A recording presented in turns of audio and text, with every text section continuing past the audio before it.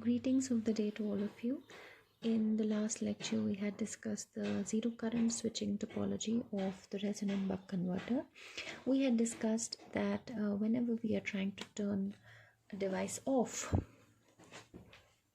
we try to minimize its switching power losses by first making the current zero, and then then the voltage across the device starts rising. So we modify the switching characteristics of a device in such a way that first the current becomes zero, and then the voltage across the device starts rising.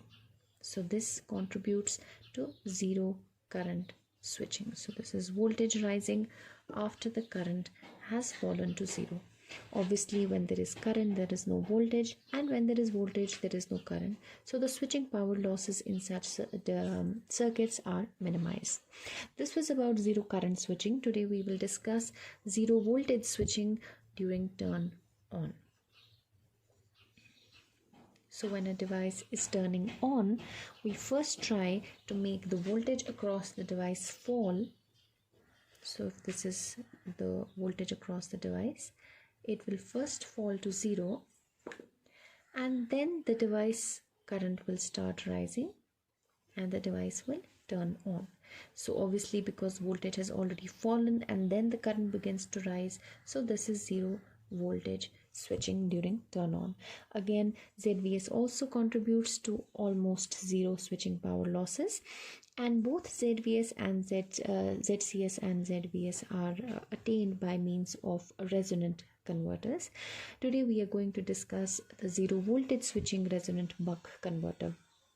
Let me reiterate that I will use the term quasi-resonant interchangeably with the resonant circuit. By quasi-resonant, we mean that the L and C components in the resonant switch they undergo resonance only during a very specific time interval during the switching, and they are not always in resonance. So the L and C components going into resonance combined with a proper PWM strategy somehow ensure that we get ZVS. So let's start with the ZVS resonant buck converter circuit. For that, we will first see the ZVS resonant switch. Again, it comes in two types, the L-type switch and the M-type switch, just like we discussed in the zero current switching schemes. The L-type switch will generally be used when you have a switch like this, like the one we use in current source converters, and it has a capacitor and an inductor in L formation, but the switch is a switch with a series diode like the one that you use in current source converters.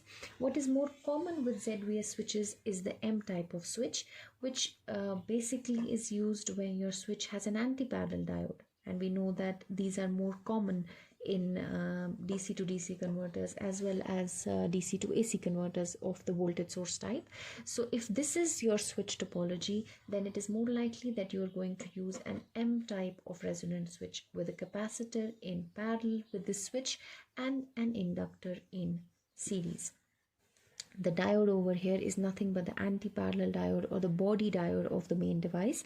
The capacitor over here may be connected externally, or it may be a parasitic capacitance or the junction capacitance of the device itself. The inductor L is of course connected additionally.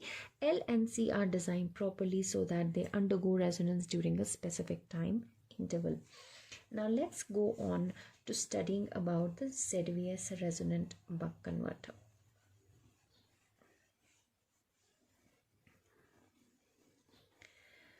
So this, the buck converter circuit, we know that it consists of an input DC source, a stiff one at that.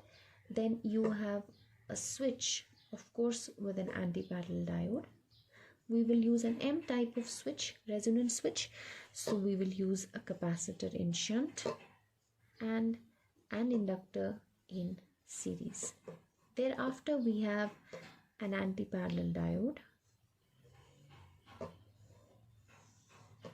And then we may have the output filter L, C, and finally the load. Because of the presence of an output filter, we know that the load current or the inductor current over here is continuous. So I can simply replace the output filter and the load with a constant current source, which means that the load is modeled like a constant current source. The load current remains constant no matter what. So this is the resonant L, this is the resonant C, and this is our resonant buck converter circuit in the ZVS, or the zero voltage switching topology. These L and C are part of the resonant switch. Now we know that a ZVS is better understood during the turn on process, right? So we will start drawing waveforms on the right hand side.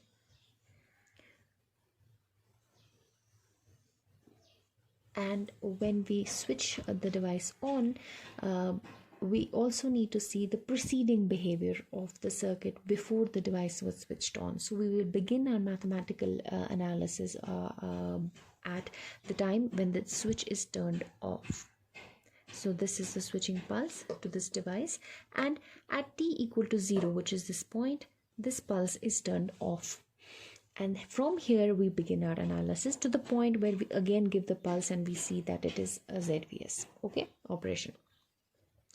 Now at this time interval, before our analysis begins at t equal to 0, we want to see the inductor current IL, and we also want to see the capacitor voltage VC.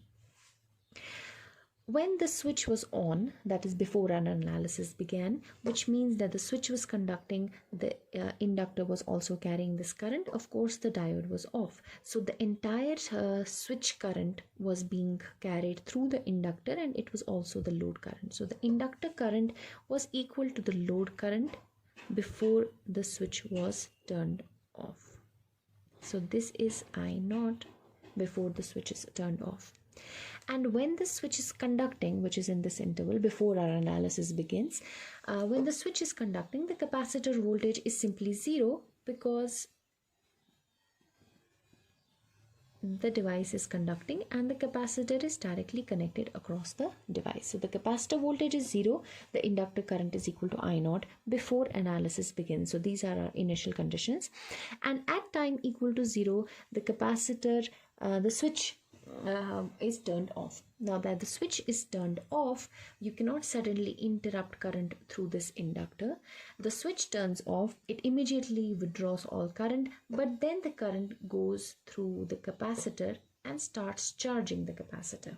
So this anti-parallel diode is out of the circuit, the switch is out of the circuit, and also this freewheeling diode will not conduct because this capacitor, this inductor together will sustain the entire load current. This is when mode 1 begins. So mode 1 begins at 0 all the way up to time interval t1, right? And what happens in mode 1 is that the inductor current is the same as the load current, and the load current is stiff, we already know that. So the load current and inductor current is constant. And what about the capacitor voltage? The capacitor voltage starts rising because now the source is charging this capacitor. If you write the KCL equation, the capacitor current is simply equal to the load current.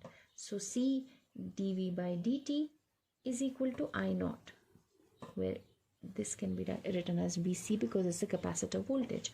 Or I can say that VC is equal to, upon integration, is equal to I0 into T upon C, which means that if I0 is constant and C is constant, which of course both of them are, then the capacitor voltage starts rising linearly during mode 1. So what happens during mode 1? The switch is turned off, so it stops taking current.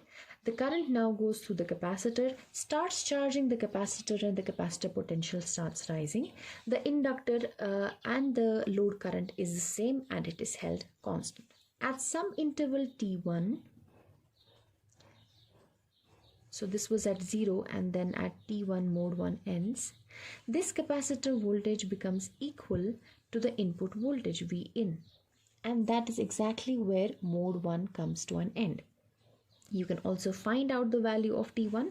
We know that at T1 Vc becomes equal to Vin. Therefore, T1 is simply equal to C times Vin divided by I naught, right?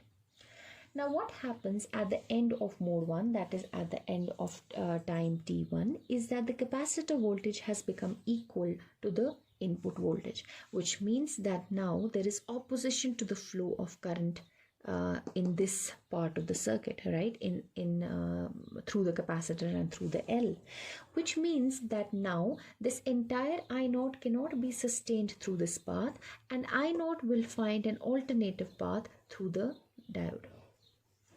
So the diode will go into conduction because the capacitor voltage has risen to a significant value and it will oppose the flow of current.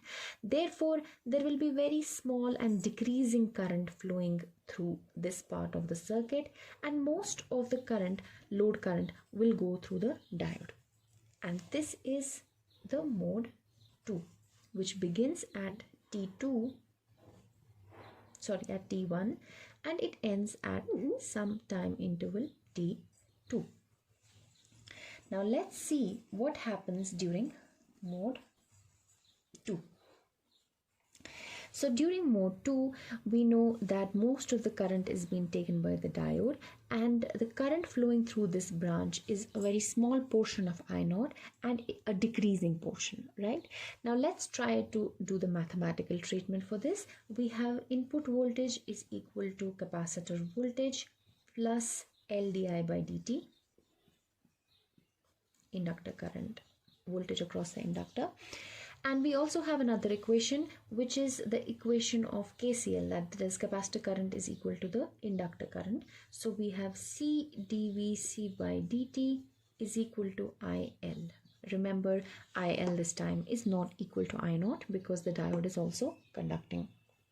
Now if I double differentiate this equation, I have 0 is equal to dVc by dt plus L d2IL upon dt2.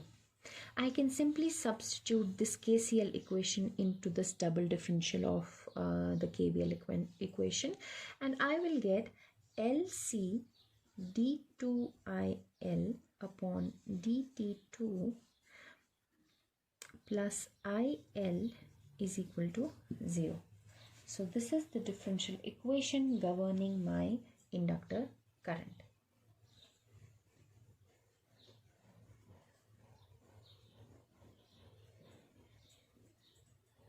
I can use Laplace transforms to solve this further, and I will get LC into S square IS minus S times I naught, which is the initial value of the inductor current. Remember, this is mode 2. We have already done mode 1. This was mode 1. And we are beginning analysis at T1. So this is where the analysis begins. The initial condition over here is I naught. So the initial value of inductor current is I naught, and its differential is of course 0 because it was constant all the while previously. So this is the Laplace transform, and then plus ILS is equal to 0. I can also write ILS is equal to LCS I naught upon LCS square plus 1. So I can simply write it as 1 upon LC. Yeah. So this is in the S domain, the expression for inductor current in terms of the load current. In the time domain, I can write that the inductor current is equal to I naught cos of omega naught t. Because the analysis begins at T1, I can write T as T minus T1 because this is our origin, right? So I have an expression for the inductor current is I naught cos of omega naught t minus T1, where omega naught is equal to 1 upon under root of LC. So I got an expression for IL, inductor current, and it is a cosine signal, which means that the inductor current will start falling and then it will start something like this. This is a cosine signal, right? Now I also need an expression for capacitor voltage, and I know that during this mode, that is mode 2, if you go back to the equivalent circuit, I have rubbed it, but you know that during the mode 2 the capacitor current was simply equal to the inductor current. So we had C dVc by dt equal to IL, or I can say Vc is equal to integral of IL upon C dt. So I can simply integrate this expression and I will get Vc is equal to I naught into sine of by C into sine of omega naught t minus t1, omega naught goes here, plus k, where k is the integration constant, and the value of this integration constant will be found through initial conditions again. So again, let's go back to initial conditions. The initial value of capacitor voltage was V in, right? So it was V in at t equal to t1, so this term becomes 0 is equal to k. So k is simply equal to V in.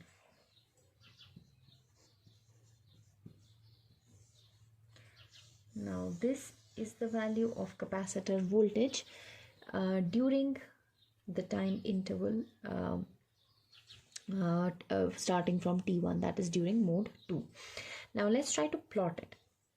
If this is where 0 begins, that means this is pi by 2, that means this is pi, that means sine omega t will look like this, and sine omega t plus V in means a scaled version will look like this, and then it will fall, right?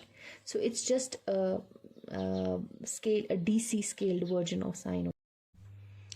So we know that the capacitor voltage looks like this and the inductor current looks like this. If we go back to mode 2, the equivalent circuit, we know that the capacitor is in place, the inductor is in place, the diode is also active, and finally we have the constant current source in the form of a load. So what is basically happening is that the moment capacitor voltage at the end of mode 1, the moment capacitor voltage reaches V in, that's when this path cannot sustain very high values of current, so the value of current starts falling in this path, the inductor current, this current starts falling, and the load current has to be maintained constant, so the load current takes an alternate route through the diode. Gradually, as the capacitor potential goes on rising and rising, the inductor current goes on falling and falling, such that the inductor current becomes 0 when the capacitor potential reaches its maximum value. Thereafter, the capacitor starts discharging because it has already charged to the maximum point. Now it starts discharging, and when the capacitor will discharge, it will of course discharge in the reverse direction, which means that the inductor current will reverse. This mode 2 is the time when both L and C are actively in the circuit and they are resonating, as you can see from the equations. And the inductor current now reverses. As the inductor current reverses, the capacitor potential begins to fall. When the inductor current reaches its negative peak, that's when the capacitor voltage falls back to the to being equal to the input voltage value, and finally the capacitor loses all its potential and capacitor voltage hits 0 at the time interval equal to t2. You should know that when the capacitor voltage hits 0, it is not necessary that the inductor current has also reached 0. The inductor current may still be negative, something like this. It may still be negative. So what happens at T2? The capacitor voltage has lost all its potential, which means but the inductor current is still negative, right? So the capacitor cannot carry any current because its potential is 0. But the inductor is carrying some negative current, right? And this negative current is basically carried through the body diode or the anti-parallel diode of the device, and that's also why the capacitor voltage is 0. The switch is still off. and the diode is still conducting. Right? So what happens at this point, that is when mode 3 begins. Mode 3 begins at this point, and at this point the capacitor voltage has fallen to 0, but the inductor current has not become 0, so the inductor current is negative and it is being carried by the diode. Beyond T2, you can give a switching pulse to the device at any time before the current becomes positive, because then current will become positive. Before that, you have to switch the device on. So somewhere between T2 to T2 dash, that is when the inductor current switches over to becoming positive. Somewhere between these two intervals, you have to turn the switch pulse on. You can even switch it on at at T2 as well. So switch, the S switch is on, S goes on again, and now the moment when the capacitor, the moment when the inductor current becomes positive, exactly that time the switch will automatically turn. It already has a pulse. The switch will turn on, right? So what happens is that from T2 to T2 dash, this is the equivalent circuit, and from T2 dash onwards, this is the equivalent circuit, right? So this is mode 3, and during mode 3 you can see that whether it is the diode or whether it is a switch conducting, in either case the capacitor voltage is 0. The capacitor voltage is 0 in mode 3. This was mode 2, and the inductor is directly connected across the source because this voltage is 0, which means that L di by dt is equal to V in, which also means that the inductor current is linearly arising, right? It is V in upon L dt integral, right? So the inductor current is rising gradually after T2. While rising, it also transitions from being negative to being positive till the moment it reaches I0. The moment it reaches I0, it means that now the positive current, that now the inductor and the switch are taking the entire load current, and immediately the diode turns off. So that point where the diode turns off, or you can say that the inductor current reaches back to the load current value, that point marks the end of mode 3, and you can call it as T3. Beyond T3, the switch goes on conducting. It remains on. You will keep it as much as you want, as much as duty ratio as you want. So that is mode 4. That is from T3 onwards to T4.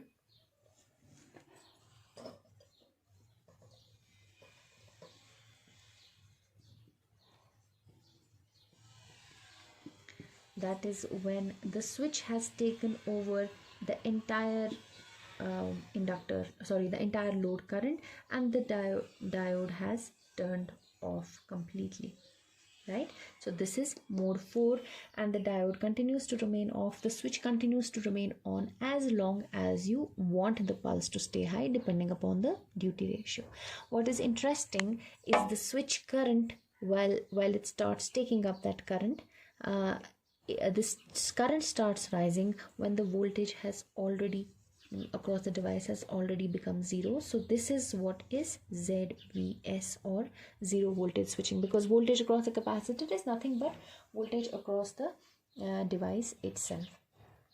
Now we can also find out the time intervals in each of these each of these modes. We had already found out T1. We can also find out T2, because we know that from 0 to T1 it was mode 1, when the capacitor voltage was linearly rising. C dV by dt was equal to I. So at the end of mode 1, the capacitor voltage became equal to V in. So V in was equal to I naught T1 upon C. So from this you could simply find out T1. Now let's find T2. We know that from T1 to T2 we have the mode 2, and we also know that the equations in mode 2, they are IL is equal to I naught cos of omega t minus T1, and VC is equal to V in plus I naught Z naught sine of omega naught t minus T1. We can easily find out at the value of T2, which is the end of mode 2. At the end of mode 2, we know capacitor voltage falls to 0. So 0 is equal to V in plus I naught Z naught sine of omega naught T2 minus T1. So from this we know that T2 minus T1 will be equal to minus V naught upon I naught Z naught sine inverse of this into 1 upon omega naught. So obviously you know T1 from mode 1, you can easily calculate T2. Similarly, you can also calculate T3 using the equation of IL. You know that when it becomes equal to I naught, you can find T3. I leave it to you as an assignment. And at T3, mode 3 ends.